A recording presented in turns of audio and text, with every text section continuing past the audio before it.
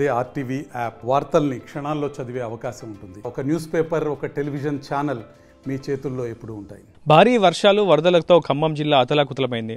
మున్నేరు ముంచెత్తడంతో ఖమ్మం తీర ప్రాంత వాసుల గోస తీరేలా కనిపించట్లేదు. అయితే ప్రస్తుతం వారు పడుతున్నటువంటి కష్టాలను చూసి చలించిపోయిన ఖమ్మం నగర వాసులు మానవత్వాన్ని చాటుకుంటున్నారు.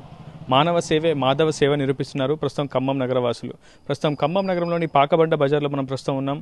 మనం బ్యాక్గ్రౌండ్లో ఉన్నటువంటి ఆ వ్యక్తులంతా కూడా పాకబండ బజార్ కాలనీ వాసులు. ఇటీవల మున్నేరు వరదల ముంచెత్తడంతో దాదాపు 15,000 కుటుంబాలు నిరాశ్రయులై కట్టుబట్టలతో నడి రోడ్డు మీద నిలబడ్డారు. ప్రస్తుతం వాళ్ళంతా కూడా పునరావాస కేంద్రాల్లో ఆశ్రయం పొందుతున్నారు. వాళ్ళకి కనీస ఆహారం, తాగునీటి మాత్రమే ప్రస్తుతం ప్రభుత్వం నుంచి దక్కుతుంది. అయితే తమ వంతు బాధ్యతగా తాము కూడా భాగస్వామ్యం అవుతాం, వాళ్ళ కష్టాలు కన్నీళ్లు తుడిచేందుకు తమ చేతివాటం కూడా ప్రదర్శిస్తామంటూ కొంతమంది కాలనీ వాసులంతా కలిసి, మహిళలు, కొంతమంది కుటుంబాలన్నీ కలిసి కూడా అటు నిరాశ్రయులైనటువంటి బాధితులకు, వరద బాధితులకు అటు చపాతీలు కావచ్చు, ఇతర ఆహార వసతి కల్పించేందుకు తమ వంతు ప్రయత్నం చేస్తున్నారు. ఉదయం నుంచి సాయంత్రం వరకు అన్ని పనులను పక్కకు పెట్టి కేవలం వరద బాధితులకు సహాయం చేసేందుకు వారు ముందుకు వచ్చినటువంటి పరిస్థితి. ప్రస్తుతం వారు ఎందుకు ఈ ఆలోచన వచ్చింది, ఎలా వచ్చింది తెలుసుకునే ప్రయత్నం చేద్దామన్నా.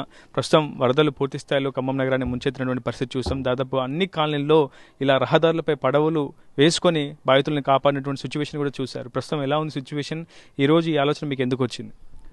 వరదలు తీవ్రంగా రావడం వల్ల ఖమ్మంలో ఒక ప్రాంతం పూర్తిగా కోలుకొని లేని విధంగా దెబ్బతిన్నదండి. చాలా కుటుంబాలు నిరాశ్రయులయ్యారు. కనీసం వాళ్ళు ఒక పూట తినడానికి కానీ మంచినీళ్ళకు కూడా లేని పరిస్థితిలో ఉన్నారు. పునరావాస కేంద్రాలలో ఉన్నారు. దాదాపు 12-15 వరకు పునరావాస కేంద్రాలు నడుస్తున్నాయి.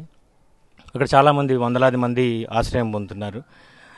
ఖమ్మంలో ఒక ప్రాంతంలో ఇలాంటి పరిస్థితి ఉంటే, ఒకవైపు ఇలాంటి పరిస్థితి ఉంటే, మరోవైపు మిట్టవైపు ఎత్తు ప్రాంతంలో ఉన్న వాళ్ళకి ఈ వరద ముంపు లేదు కాబట్టి వాళ్ళు సాధారణంగానే ఉన్నారు. కాకపోతే ఒకే ఊర్లో 2 భాగాలుగా ఉన్న ఈ పరిస్థితిని చూసినప్పుడు అటువైపు వాళ్ళకి ఇటువైపుని చూసినప్పుడు చాలా బాధగా ఉంటుంది.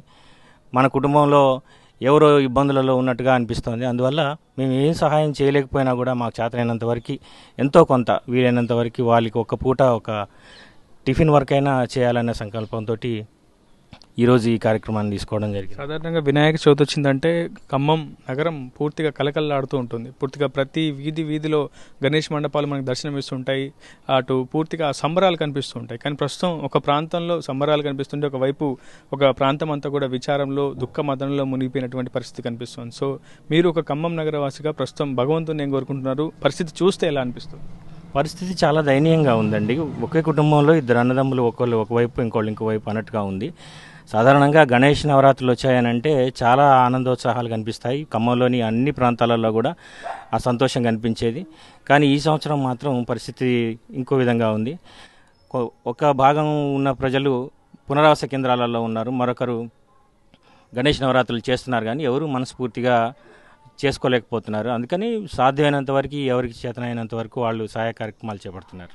మీరు చెప్పండి, ఉదయం నుంచి అన్ని పనులు పక్కకు పెట్టుకున్నారు, కేవలం అటు వరద బాధితులకు కాస్త కడుపు నింపాలనే ఒకే ఒక మంచి సదుద్దేశంతో అందరూ ఇట్లా కాలనీవాసులు, కుల మతాలకు సంబంధం లేకుండా అన్ని వర్గాల ప్రజలందరూ కూడా కలిసి భాగస్వామ్యం ఉన్నారు. ఎలా ఉంది అనుభూతి? ఈరోజు వాళ్ళ కడుపు నింపుతున్నారు కాబట్టి మీకు ఎట్లా అనిపిస్తుంది? చాలా సంతోషంగా ఉందండి. వాళ్ళకు ఒక పూట ఆహారం దొరికినందుకైనా మాకు చాలా సంతోషంగా ఉంది. మీరేం చేస్తుంటారు? ప్రస్తుతం వరద బాధితుల కన్నీళ్లు కూడా మీరు చూసే ఉంటారు. పూర్తిగా మీడియా అంతా కూడా వరుస కథనాలు ప్రసారం చేస్తూ ఉంది. వాళ్ళ కష్టాలు, కన్నీళ్లు తుడిచేందుకు మీ వంతు భాగస్వామ్యం చేస్తున్నారు. ఎట్లా ఉందండి? మేమైతే హ్యాపీగానే ఉన్నామండి. ఎందుకంటే వాళ్ళకి హెల్ప్ చేయడం అనేది మాకు చాలా ఆనందంగా ఉంది. ఇలాంటి పరిస్థితి వస్తుందని మనమైతే ఎప్పుడు ఊహించుకోలేము. కాకపోతే ఖమ్మంలో నాకైతే, మేము వచ్చి 4 years అవుతుంది ఖమ్మంకి, నేను ఎప్పుడు చూడలేదు ఇలా వరద వస్తుంది అని కూడా వీళ్ళు చెప్తే తప్ప నాకు తెలియలేదండి. కాకపోతే నేను హోమ్ మేకర్, ఇంట్లోనే ఉంటాను. మార్నింగ్ నుంచి మేము 8:30 నుంచి ఇప్పటి వరకు వాళ్ళకి ఏదో చెయ్యాలి అని మన ఇంట్లో మనం ఎంత ఇంట్రెస్ట్గా చేస్తామో అదే ఇంట్రెస్ట్గా మేము వంటలు చేసాము. వాళ్ళకి కంపల్సరిగా వాళ్ళకి ఈ 2 చపాతీలు తిన్నా వాళ్ళు తృప్తిగా తింటారనే ఉద్దేశంతోనే పెట్టింది. మేము 2 కావచ్చు, కానీ దాంట్లో చాలా నీట్గా వాళ్ళు ఇంట్లో ఎలా చేసుకుంటారో వాళ్ళు ఓన్గా అట్లా చేసి మేము ప్యాక్ చేసామండి. ఫుడ్ ఎలాగైనా వాళ్ళకి చేరిద్ది అని అనుకుంటున్నాను, చేరిద్ది. గణేష్ మండపాల దగ్గర ఉన్న వాళ్ళకి ఒకటే చెప్తున్నాను, మనం ఇటు సైడ్ గణేష్ మండపాలు పెట్టుకున్నాం, హ్యాపీగా ఉన్నాం, డీజేలు అవి ఇవి అంతా బాగానే ఉంది, కాదని నేను అన్నట్లే ఎంజాయ్ చేయొచ్చు. కానీ ప్రతి ఇయర్ చేస్తున్నాం, కానీ ఈ ఇయర్ చాలా కష్టకాలంలో ఉంది. మన ఖమ్మం ఎక్కడో లేదు, ఎక్కడో మనం విజయవాడ వెళ్ళట్లేదు, మన ఖమ్మంలోనే ఉంది.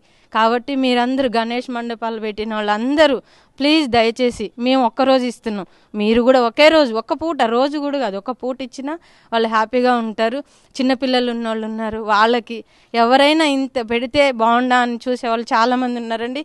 నేను ఆర్టీవీలో చూస్తున్నాను, టీవీ నైన్లో చూస్తున్నాను, నాకు బాధ అనిపిస్తుంది. కాకపోతే ఈరోజు అన్నయ్య హెల్ప్ వల్ల మేము కూడా హెల్ప్ చేయడానికి వచ్చామండి. మీరు కూడా రండి, చేసుకోండి. ఏముందండి, ఒకరోజు ఒక 3 hours మహా అయితే కిచిడీకి మన ఇంట్లో చేసుకుంటాం, ఇంకొక ½ kg రైస్ ఎగస్ట్రా పోసి వండేసి మన ఇంట్లో ప్యాక్ చేసి అయినా ఇవ్వచ్చండి. ఎవరో వస్తారు, మనం ఇవ్వాలని లేదు, మనమే వెళ్ళి ఇచ్చుకోవచ్చండి. ఇదేమీ పెద్ద ఎవరో రావాలి, ఎవరు వచ్చి అడగట్లేదుగా అని ఉండొద్దండి. మనం చెయ్యండి, మన ఇంట్లో ఒక ½ kg రైస్ ఎగస్ట్రా పోయండి, 10 members ఈజీగా వస్తుంది.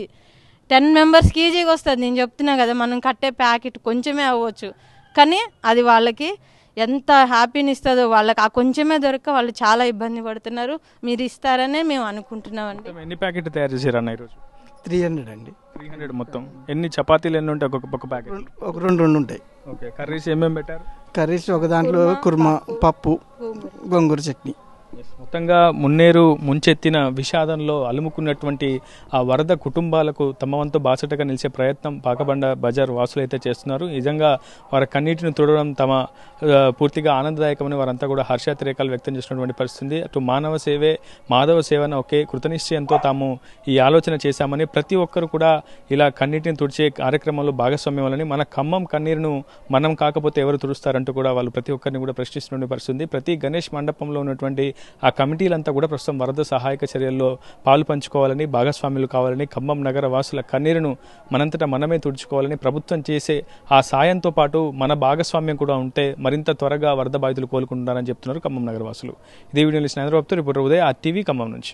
మరిన్ని వీడియోస్ కోసం ఛానల్ ని సబ్స్క్రైబ్ చేయండి, లేటెస్ట్ అప్డేట్స్ కోసం వాట్సాప్ ఛానల్ ని ఫాలో చేయండి, అండ్ లింక్ డిస్క్రిప్షన్ లో ఉంది.